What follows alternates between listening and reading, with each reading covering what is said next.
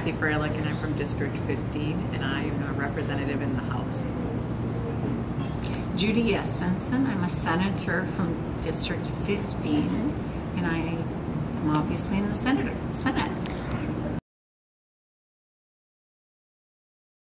Joined.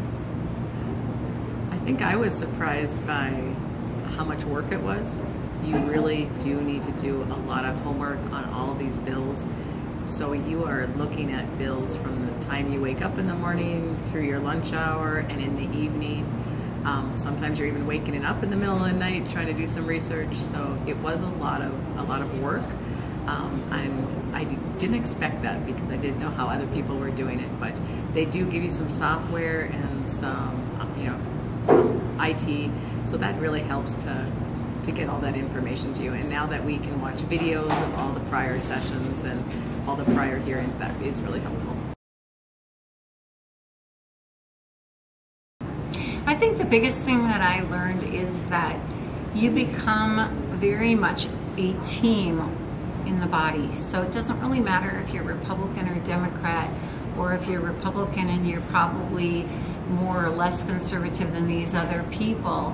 You still come to it and have this respect for your colleagues. You become much more aware that you can agree to disagree and still be very respectful towards the entire body. So I think I learned to have a lot of respect for my colleagues.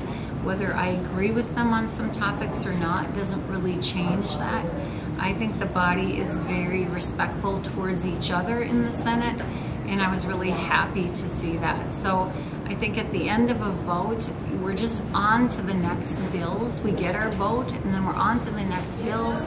Nobody's really mad at anybody because they didn't agree or because the bill passed or didn't pass. It's just doing the work that we are all called to do, and everybody ends up having that vote, and then we move on to the next bill. Well, I've been on the Human Services Committee, and I've been on the Transportation Committee. Then after bills get passed, if there's some disagreement about how those bills passed or how they look, then you go to conference committees. And so I was on several conference committees to come up to the right or the final language of a bill. And then I'm also on interim committees. So I'm on the Health Services Committee, and I'm also on the Human Services Interim Committee. And we probably are going to meet probably less than half a dozen times through the interim, my guess is. And then once that interim is over, we all get together, I think it's in December, before the next session, and we decide if there's any new bills that need to come through or any new studies, or what do we do with the information that we received in those committees.